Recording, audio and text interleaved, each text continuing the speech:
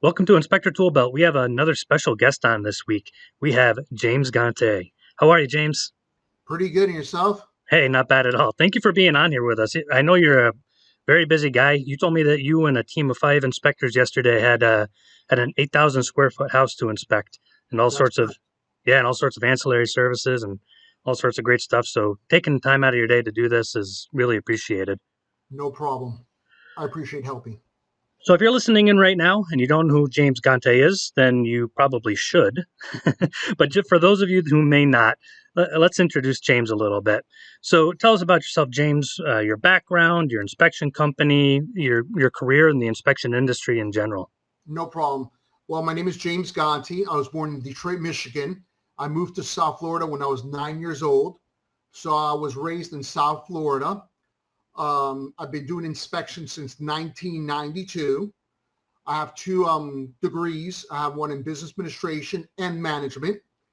And I started off buying a lot of real estate. I own a lot of real estate. And one of the reasons why I became a home inspector, I was buying a 48 unit building back in 1990. And I saw what a terrible job that they did. And I said to myself, what a great business opportunity. If I did it right, I could make it a really good business. And I have. I've been blessed. You know, it's funny. That's a common story among home inspectors. A lot of us got started out by saying, man, this is a terrible home inspection. I can do better than this. And oftentimes they're very successful inspectors like yourself. Thank you very much. And I got to say, the difference in weather from Detroit, Michigan to South Florida, that probably took a couple of years of adjustment for you and your family. Well, not really. I moved here when I was 9 years old. So I went straight into elementary school, third grade. And it wasn't really an adjustment. I love it now. Obviously, I don't think I could put up with that northern weather. Well, I'm up north. I'm not in Michigan. I'm in upstate New York. I like to make that delineation. I'm not in the city, but I am in upstate New York. And yeah, we're still having winter. We had 4 inches of snow just the other day. I mean, it's early April here. We Wow. wouldn't mind some sun, but not quite the sun that you get down in South Florida. Well, No, anytime you're down in South Florida, please look me up and we'll have some Cuban food and Cuban culture and maybe a cigar and things like that. I would love some Cuban food. There's a couple. Ironically, there are a couple of Cuban places up here, Really? and yeah, they're pretty good. Yeah, I like them. And my wife is from St. Petersburg, Florida. Lots of Okay. Cuban food there. So we'll give you some Cuban coffee. Ooh, yeah, I would love that. See, now everybody listening is super hungry Oh, yeah. and wants a Cuban coffee. So instead of talking about um, what what goes into Cuban coffee, we're here today to talk about something near and dear to your heart and my heart. A while back, we did a podcast on "You Aren't Charging Enough," and this is something that has always sat on my mind as a home inspector. That we basically are self-defeating. We continually charge less than we should, and even less than we did in years past. In the mid 90s, the average inspection fee was about $350, and it's still the same average right now. If you look online, you get all sorts of different numbers, but it averages out to about $350. And I know this is something that weighs on your mind too, James, isn't it? Absolutely. This is what happens when you compete. When you compete, you race towards the bottom. Think about it. The real estate profession, the realtors, they don't compete. It's 6% throughout. Why do we need to compete and lower our wages when automatically the realtors get an increase, especially in this market that we're going through?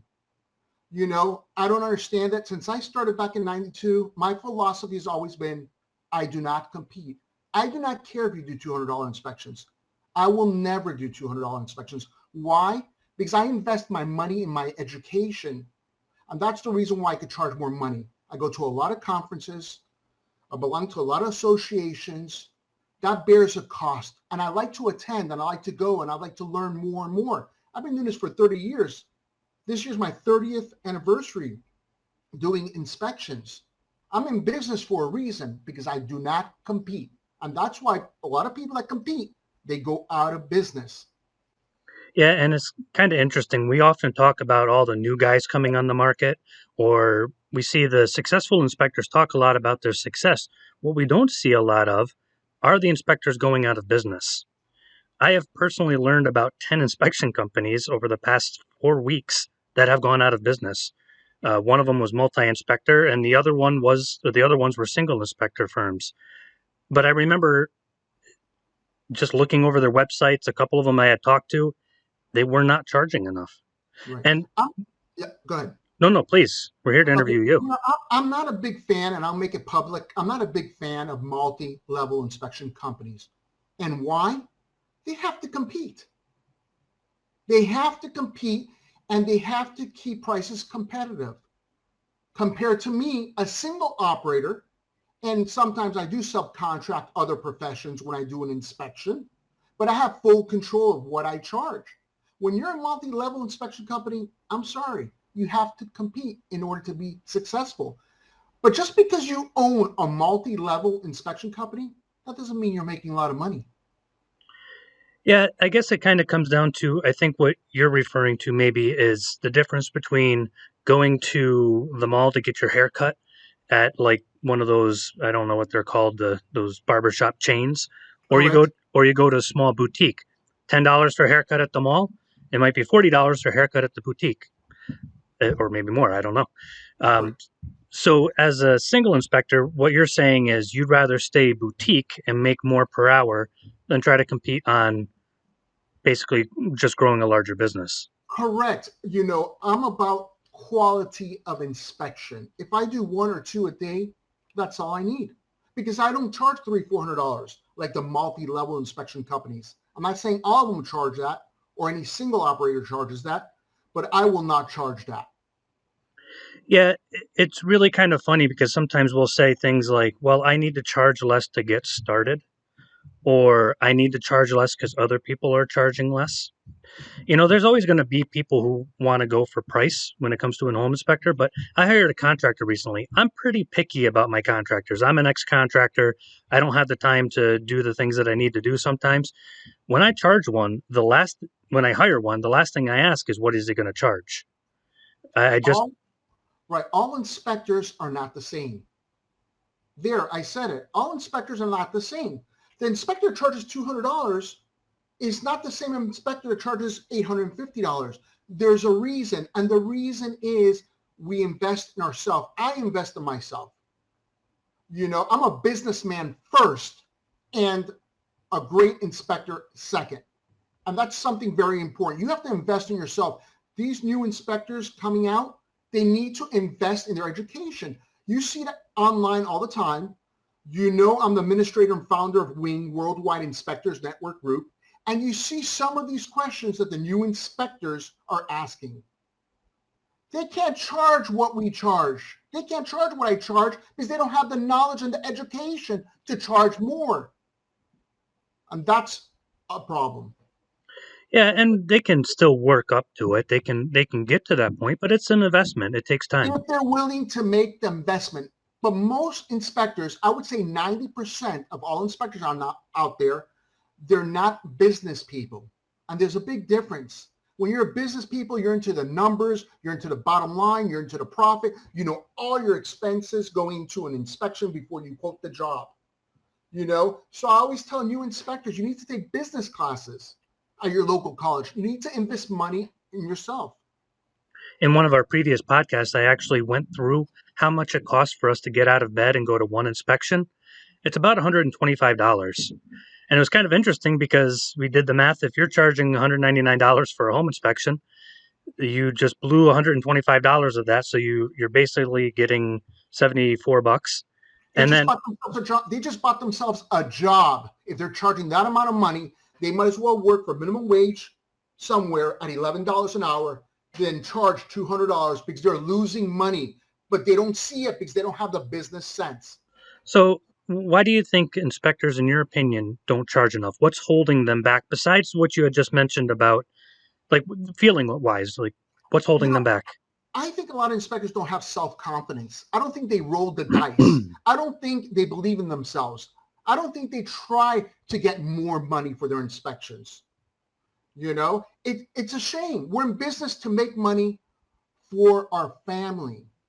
I'm in business to make money. I'll say it right there. I'm in business to make money. I'm not in business to have a job that pays me minimum wage. James is not about that. I'm about making money. If I'm in business, I'm putting all the effort into my inspection, into my clients. I need to get compensated properly. Yeah, and I guess what you just mentioned there, we lack confidence. There was a guy in my area years ago that he retired now, and I remember first starting out, and this was a long time ago. He was charging $750 for a home inspection with wood destroying insect. Back then, that was unheard of in my area, and I'm like, whoa, that's a lot of money when I was first starting out. But he would explain why. He goes, "I'm awesome. Why would I charge it? It took me a lifetime to get this knowledge. Why would I hand that out for free?" And Correct. he did well. He always had work. And there was another competitor. He did more inspections. He was like The, 800 the, inspections a the, year. the people that charge more for their inspections will have more longevity in this profession. Oh yeah. Well, because you have more to work with, you can provide a higher quality product. You're not rushed. So I was that guy that does 800 inspections a year. He charges much less than that guy, less than half. So the other guy could do half the inspections and make the same amount of money, do a better job, have a nice leisurely lunch, and pick and choose his clients. Work smarter, not harder. These are basics. This is nothing that I've invented, Oh yeah. you know. So it comes a lot down to, and I've said this before too, we're our own worst enemy when it comes to charging more. We're worried about losing work. I have to stay afloat. And sometimes ripping out one part of the ship to fix up another part is going to end up worse. We need to stop and say, what is the best to keep this boat afloat long term? Keep in mind, you're not going to get all the inspections that you quote. That's reality. And I understand that. But you know something? You know, keep prices high. But you can only keep prices high when you give your client a value. And the value you give your client is the education that you have to protect your client. And that is so important. New inspectors that just, do everything online and they have no idea. And they didn't even come from the construction background or remodeling background or real estate background. They're clueless. So they think by making $200 or $300, it's great. It's not great. If you had business sense, you would charge more. But really, you can't charge more if you don't have the education. A lot of these newer inspectors, I'm not bashing newer inspectors because I started in 1992, but I had a lot of education, experience, remodeling experience, and owning a lot of real estate, which I do to this day. You have to roll the dice. For example, if everybody that's listening to us today, they listen to our podcast that we're having today and just increase their price by $50, roll the dice, see what happens. And I believe if they did that, they truly did that with confidence, with self-confidence, they will get it. And I would love for them to call me and say, James, I heard you and I did it. And now I'm making $50 more in inspection. Yeah, and it's kind of hard, I think, sometimes, because I was a new inspector too, and you got to start somewhere. So I feel for new inspectors, but gaining that knowledge and that confidence and knowing what you're worth is extremely important. One of the companies that I know that I mentioned before, and that sounds like a high number. I have my fingers in knowledge, and I know a lot of people in the industry. eh, That's a high number. 10 inspection companies that I know of, anyways, that just went out of business within the past month. They all competed on price. That's exactly our conversation we're having today. You compete on price, you won't be here that long. I've been doing this since 1992, 30 years in this business. I love my profession. Every time I go out to work, it's not work for me. It's pleasure. I enjoy it. Do you know why I enjoy it? Because I price my inspections properly. I get paid what I want to earn, not what the market or the competition dictates to me what I should earn. Yeah, and I guess there's some practical ways for us to be able to look at how, if even if we're a new inspector, how we can raise our prices. And unfortunately, I see experienced, well-trained inspectors undercut themselves too. So newer inspectors, okay, we need to gain some knowledge and some experience, but guys, if we've been around for a while, we know what we're doing. Know the product that we're selling. It's you. You're worth it. We have to go into a house that we've never seen before, likely. Tell everybody everything that's ever happened to it, whatever might happen to it, what's going on with it right now, multiple systems with a bunch of people watching us that are all stressed out in a couple few hours, figure this all out, and then put it into a report that everybody can understand. That takes guts. And a lot of liability, my friend. Yeah. Keep in mind, when I write a report for a client, I'm actually writing the report for me to protect myself against my client. So I need to be thorough. I need to be detailed. I need to have an inspection order in order to do my job properly. So let's talk about some practical ways then that home inspectors can start charging more. What are some practical ways, besides the obvious, hey, just tack on $50? What can they do to kind of make themselves get their feet wet, so to speak? You know something? I think first they should really become more proficient first in the home inspection, number one. As soon as they become more efficient in doing home inspections, then I think they need to add other services, such as, remember, I'm in the state of Florida, WDO, termite inspections, wood destroying organisms, okay? Mold inspections, radon gas inspections, lead-based paint inspections, asbestos inspections, dive in and dock inspections. We have a lot of seawalls here in South Florida. Septic tanks. I do a lot of commercial property, so I do grease trap inspections. Now, when I say I do these inspections, I subcontract other professionals to do these extra inspections. Sewer scope inspections has been very good. I've employed one person specifically for sewer scope inspections, and we're having great success. Now, for sewer scope, I'm going to give you an example. We charge $495 to do a sewer scope if the property is under 2,000 square feet. Okay? So when you introduce an auxiliary inspection, you should start not on the bottom competing. You need to start a little bit higher. Okay? And I think that's very important. There's so many other inspections, that they can add on to increase their bottom line. Remember, we're in business to make money. This is simple. This is simple language. You own a business like a home inspection business. It's to do the right job legally and ethically, in order to make a decent income. Why settle for the minimum when you could shoot for the stars? Yeah, and I agree with you on the ancillary inspections because you probably know the exact term with your business degree, but I've always viewed the home inspection as a loss leader. Basically, that's just getting me in the door. I'm not counting on making a bunch of money off of the home inspection because I have to burn off overhead.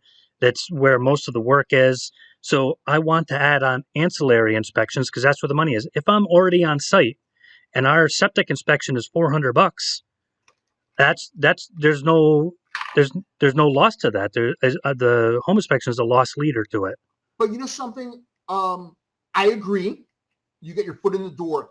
But when I add on to a sale, when a customer calls me, I always sell them first what they call me for, the home inspection. Oh, right. And then I say, by the way, does the house have a septic tank? Yes, it does. We could do that septic tank inspection for you. And for example, in South Florida, what I charge is $650, and it includes the pump out. Then I asked them, would you also like a mold inspection? Since Florida has high relative humidity, I recommend you do a mold inspection. Boom. It's called suggestive selling. And a lot of inspectors, since they don't have that business background, they don't know what suggestive selling is. It's not just be happy because you made $650 for the home inspection and you're leaving money on the table, lots of money. Because if the person has a septic tank and they want a mold inspection, it's called suggestive selling. It's 50-50 chance that you're going to add it on. But from a $650 inspection, you wind up with $6,000. I'll give you a perfect example. I did an 8,000 square feet house. My inspection for that house was $4,800, a home inspection. I didn't stop there. I sold them for why they called me, a home inspection. And then I asked them qualifying questions. Does the property have a seawall? Yes. Would you like a dive-in seawall dock inspection? Yes. How much is it? $1,200. I want it. Give it to me. Then I ask, would you like a mold inspection? Yes, I want that also. How much is it? $1,200. So imagine, you know, don't be content just with the home inspection, the reason why they called you. Obviously, you need to sell what they called you for, but then it's time to suggestive sell. And that's how you increase your bottom line and your sales. Yeah, I see a lot of home inspectors start off and they say, I offer home inspections. And again, going back to that lost leader thing, oh, okay, that's your lost leader, in my opinion. What else are you selling on top of that? It doesn't have to be your loss leader either if you operate like myself as a boutique Right. inspector.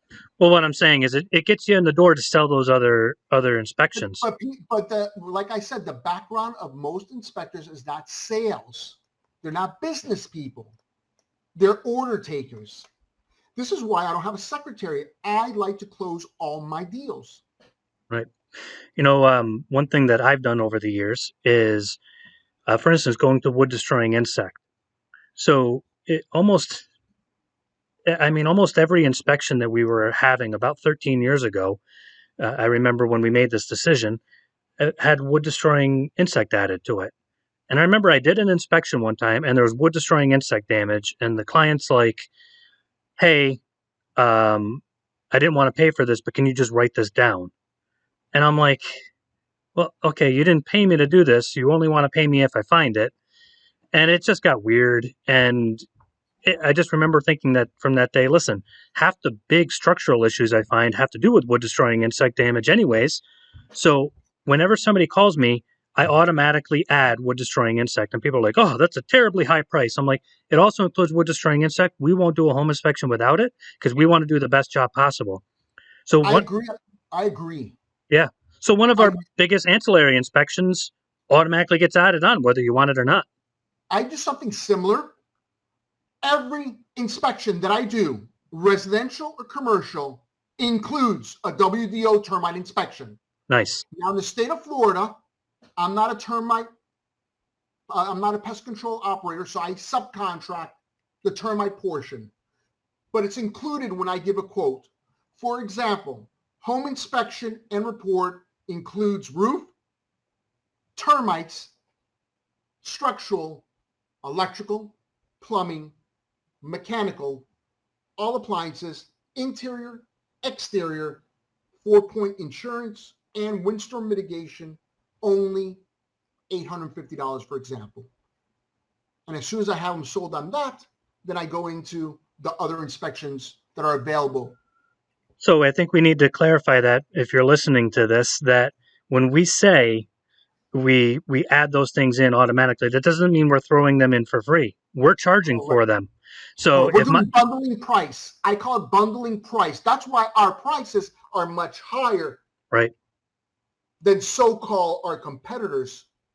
And we know from structural damage, there's a lot of wood damage, and mostly they're done from wood destroying organism. And I never want to have a problem with that. So it's always included. It's never optional. No, I can't remove it to charge you $100 less. This is not let's make a deal. When I give you a quote, this is not let's make a deal. I'm in control. I'm the professional.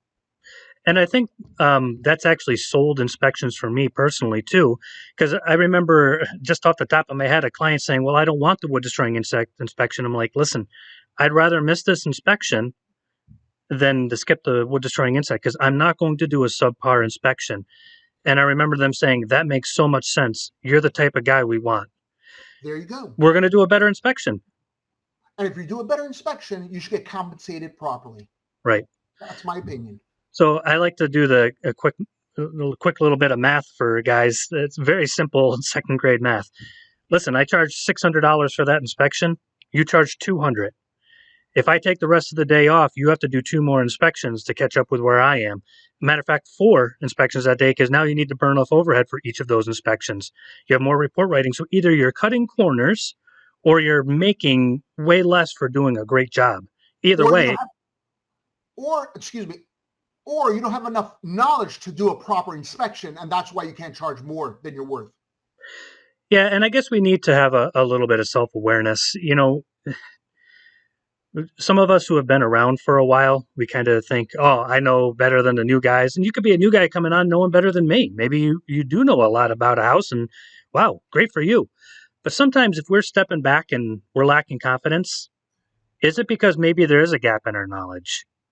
Do So then they have to invest in their knowledge, go to more, get more education, not only online, but live education. Join up their local or state or national home inspection association. For example, in Florida. In Florida, we have two of them. We have a South Florida Association, Home Inspector Association of South Florida, okay, which we have meetings once a month, second Tuesday of every month. Then we have FABI, which is the Florida Association of Building Inspectors. So we have local, state, and we have InterNACHI, and we have ASHI. But this costs money. In order to be a part of these organizations, you need to be making money. And the way you make money is getting more knowledge and increasing your price in order to have more knowledge. Yeah, it's kind of funny. You mentioned gaining knowledge because we all say, hey, well, yeah, I'm going to take all the courses needed. Yeah, I'm going to get, certified with Nashi, or I'm going to take all the state courses. It really doesn't stop there. I remember when I first started out, had I wired outlets and put in lights and all that other basic electrical stuff? Yeah, sure. But I'll tell you, my weakest point when I first started inspecting was electrical. I mean, there's so many different factors, 100 years worth of wiring. And I live in upstate New York where I've inspected houses from the 1700s, and, Wow. you're going to see all sorts of stuff. So what I did was, instead of going and doing more electrical inspections, I went and I just learned everything I could. I took every course I possibly could. I spent days with an electrician showing me things. I would do mock inspections of people's houses so that I could just look at the electrical system. I spent weeks upon weeks doing that, to the point where I actually started to teach a course on it, and other inspectors would actually come to me with questions on it, because it didn't stop at those weeks. After I got my feet solidly founded on some gaps in my knowledge, I spent months and years, and it was just like an athlete, not that I'm an athlete, but you're like, oh man, this is a great run, but man, that right turn, my ankle just kind of gives out a little bit. So you keep Right. working that one muscle over and But over here's and one over thing, again. you were willing to acquire more knowledge, to learn more, to protect your clients. You are willing to put the time, the energy, the effort, and the cost of getting more education. And a lot of newer inspectors, they're not willing to do that. I'm seeing it. I see it every day. I have inspectors from all over the United States, Canada, and Australia call me asking questions that are very basic questions. They don't bother to learn on their own first before asking a question. I'm here to help everybody. I will pick up the phone on everybody and I will help them. I will not get mad. I will not get upset because I'm a professional. It's our reputation. We're probably venturing into a completely different discussion, but when we talk about new guys coming on the market, it was different years ago before licensing, wasn't it? I mean, I don't know I, when Florida had their licensing come we out. got licensed in 2010. Yep. It's only been 12 years. I was truly against licensing. And I'll tell you why. I was already doing all the right stuff, going to all the conferences. I didn't need a license. When a profession becomes licensed, then it becomes competitive and the prices start going down. The problem is when a client calls you or me in the state of Florida, I'm licensed. My license is 158. You're a new inspector. Your license is 15,000. Okay. That's another selling point that I use to close a lot of deals. Well, you got another quote you said, and it's $500 less. Did you ask for the license number? And that's an indicator how long they've been in business. Yeah, and Okay. And not all licensing systems are that sequential. And a lot of guys, Argue. yeah, yours maybe is not every system. But what I see happen is kind of this mental thing. I remember there was this one inspector who had been around for ever, and he was fantastic. He was kind of a grumpy dude. Like, he wasn't fun to be with, but he was a great inspector. And I remember a new guy came on and they said, "Oh, well, I have the same qualifications as so and so." And that was his selling point. And you know what? He did. They both had the same license. So here's this guy who's just on the market, charging half of what this other guy charged, who was probably the best inspector in my market at the time. And there it is. They had this quote unquote same qualifications. So licensing does kind of create that environment a little bit. That other guy got better and he started charging more. But I think that is kind of the catalyst for I'm going to break into this market. I'm going to have my license and I'm going to charge less just to get into the market. But unfortunately, when we start off charging less, we don't always raise our prices later on.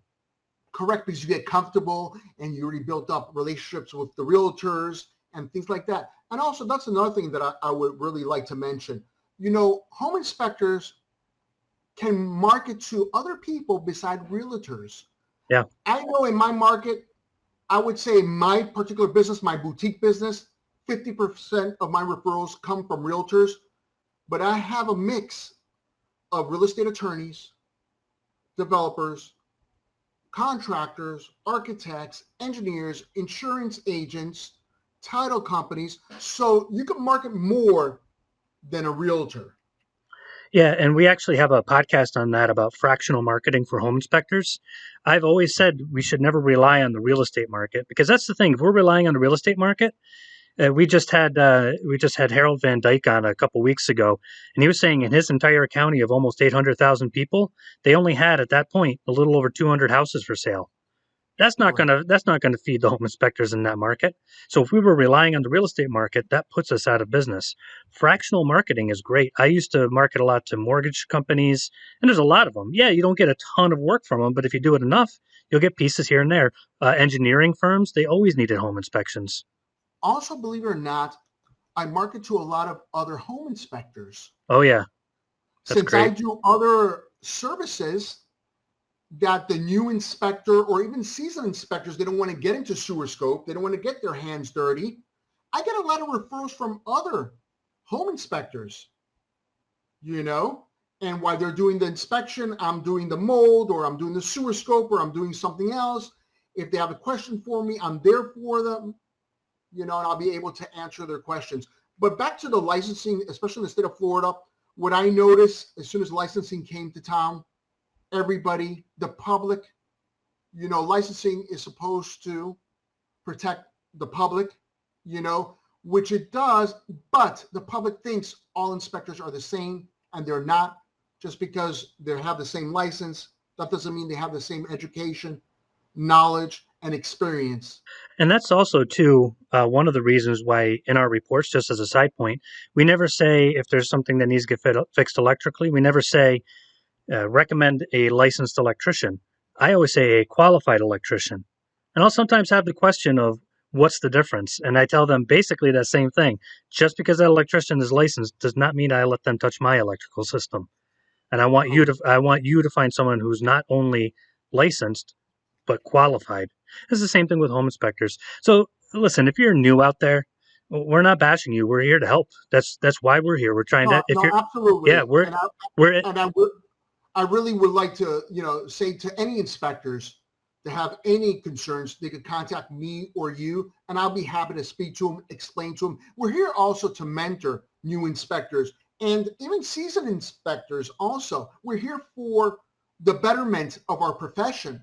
So we're not here bashing. We're here having a nice discussion. Facts are facts, reality is reality, and trying to help the profession, rise and go higher and higher so we could all participate, for more income for ourselves and our family.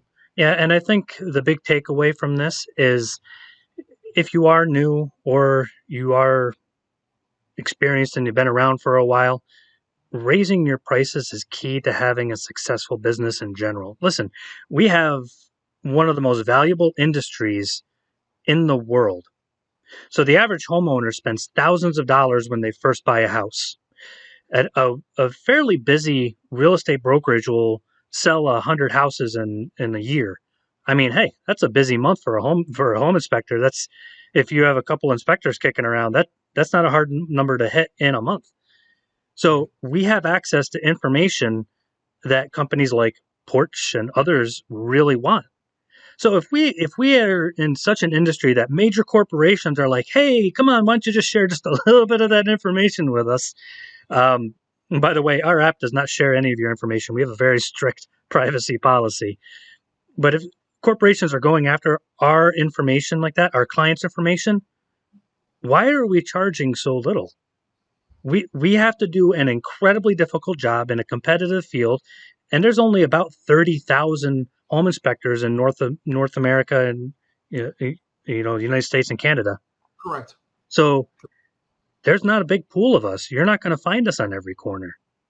That Charge goes what to you're show worth. you how that goes to show you how valuable the information that we have, you know, what happens to it. It gets sold, and a lot of these companies piggyback on the back of home inspectors, and then they turn around and they make a big conglomerate. They sell it off the information that we provide if we use those services. Me, for example, I don't belong to anything, nothing, you know. Inspectors that use services from those other companies, you know, they're supposed to be getting a service from those companies, but they're getting the data. And a lot of those companies sell the data, and then they sell their business off the backs of the home inspectors. You know what we become when we don't charge enough? We become coal miners from 200 years ago. So Correct. the coal miners, what is that? One day later, and a dollar in debt, owing Right. owing to the company store, right? So basically, Correct. they would have these coal miners go in and get this valuable product, sell it at a profit, and keep them in debt, working them to death. We become a coal miner for the real estate industry and big corporations if we don't charge Because, enough. well, because we let them. We let them. Other home inspectors let them. I've been doing this for 30 years. I don't belong to no warranties, no other, um, providers to the home inspection business. I personally don't believe in them. That's my personal belief. And I've been successful without them. Yeah, and we're not saying that they're necessarily bad. I Correct. actually have a fairly neutral opinion on that whole thing. Okay. But I think the point I'm trying to make is if everybody else views our industry as being so valuable, why shouldn't we? Why shouldn't we charge and respect ourselves and respect the profession and respect our license? We need to start charging more, but you can't charge more unless you have the education to do so, because then you're doing a disservice to your client. Yeah. You've made some great points here, James. We really appreciate your insight on that. And then I guess if I could summarize maybe your thoughts, and if I have a gap in it, let me know. Become a better inspector, more qualified, and be confident enough to charge for a good quality inspection and let your inspection speak for itself. Is that a fairly good summary? Yes, yes, it's all about the education. That's the key to your success as a home inspector. Invest in yourself, and then the fruits will multiply. Great advice. And if you're ever looking for James, you can find him on Facebook all the time, obviously with Wing. If you're not a member of Wing, join it. It's great. James and a lot of other contributors have some great information on there. You can learn a lot of the things that you need to learn if you're a new guy out there. And it's a great way to kind of commiserate when you have kind of some crazy situations going on. But James, And if and if anybody ever needs to call me, my telephone number is 786-512-1594. I will always put it out there, and I always like to video chat and help anybody I can. that's very kind. Very rarely will you find any other industry like this where guys like James will take time to no benefit of themselves and say, I want to help you. So take them up on that. And James, you rock. Thank you so much for being on the show today. I appreciate it. Thank you so much for having me. All right. Talk soon.